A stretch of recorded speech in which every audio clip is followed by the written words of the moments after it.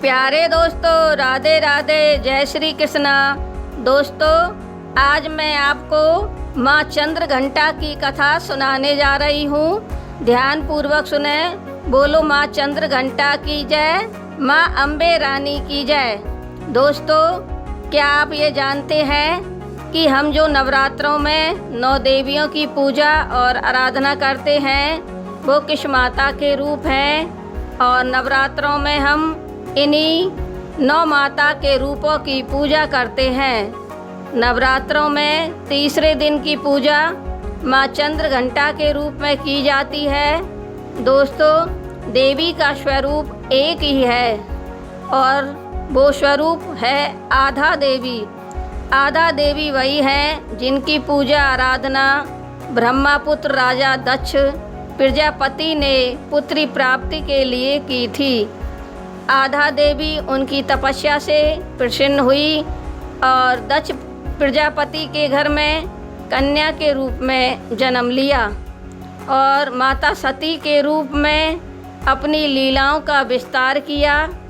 इसके बाद माता सती ने अपने शरीर को त्यागा और पर्वतराज हिमालय के घर में एक कन्या के रूप में पुनः जन्म लिया और पर्वतराज की पुत्री होने के कारण पार्वती कहलाईं।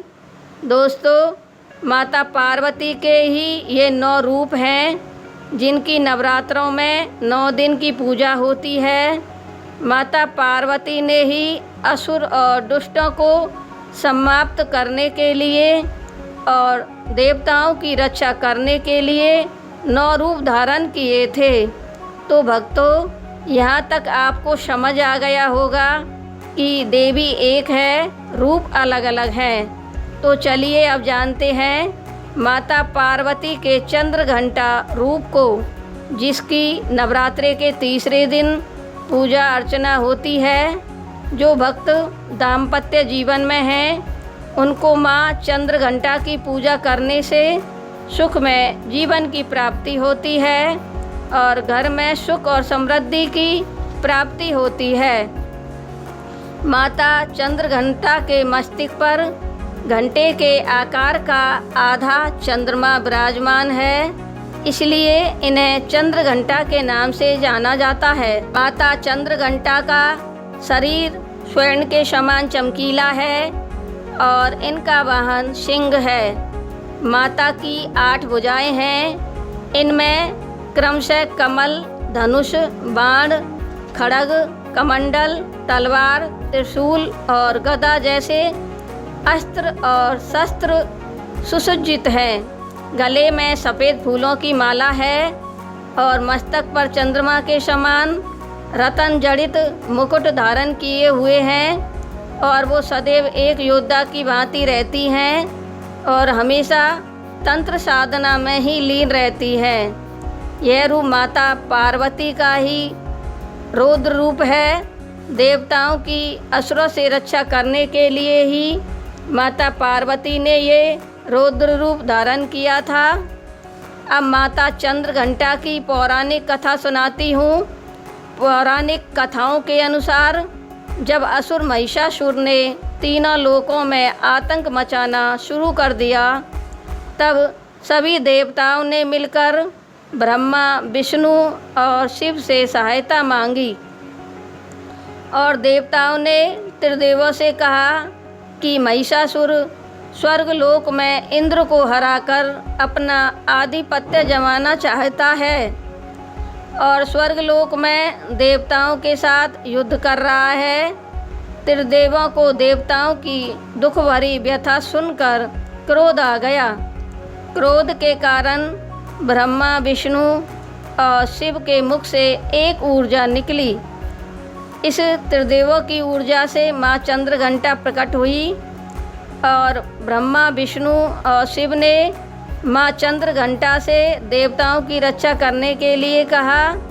सभी देवताओं ने माँ चंद्रघंटा के लिए अपने अपने अस्त्रों में से एक एक अस्त्र भेंट किया।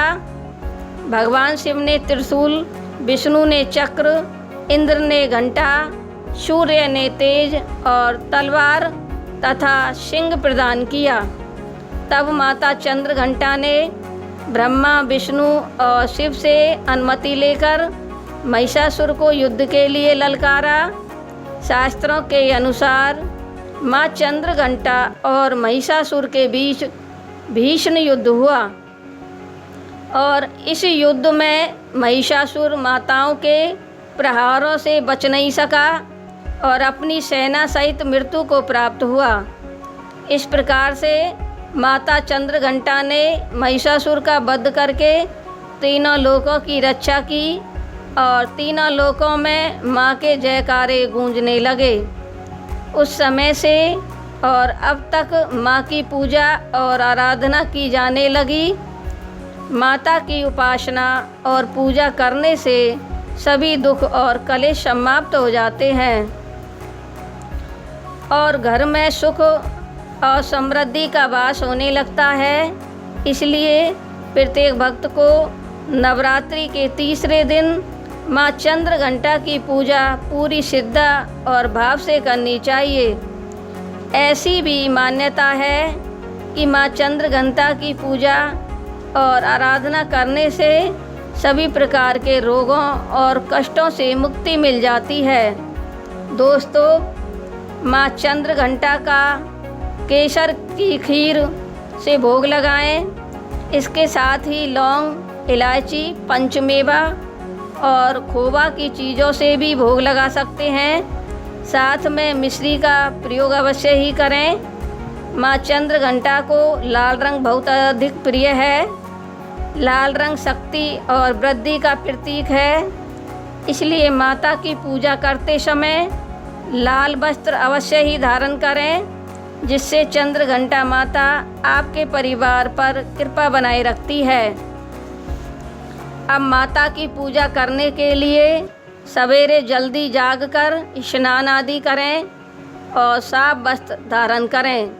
फिर मंदिर की सफाई करें और गंगा जल से माता का अभिषेक करें। माता रानी को अक्षत, लाल चंदन, चुनरी, सफ़ेद और लाल फूल अर्पित करें। प्रसाद के रूप में फल और मिठाई चढ़ाएं। माता के सामने घी का दीपक जलाएं तथा धूप बत्ती भी जलाएं। इसके बाद दुर्गा सप्तशती का या दुर्गा चालीसा का पाठ करें। पान के पत्तों पर कपूर और लौंग रखकर माँ की आरती करें और व्रत कथा को सुनें। अंत में माता से क्षमा याचना करें और अपनी मनोकामना की प्रार्थना करें। माँ चंद्रघंटा के मंत्र का विमोचन करें। माँ चंद्रघंटा का मंत्र है ओम चंद्रघंटाय नमः। इस मंत्र की एक माला फेरें। दोस्तों, यह मेरी कथा आपको कैसी लगी? अच्छी लगी तो मेरे चैनल को लाइक और सब्सक्राइब करें तथा वीडियो को अधिक से अधिक शेयर करें। बोलो जय माता की, जय माँ चंद्रघंटा की। राधे राधे।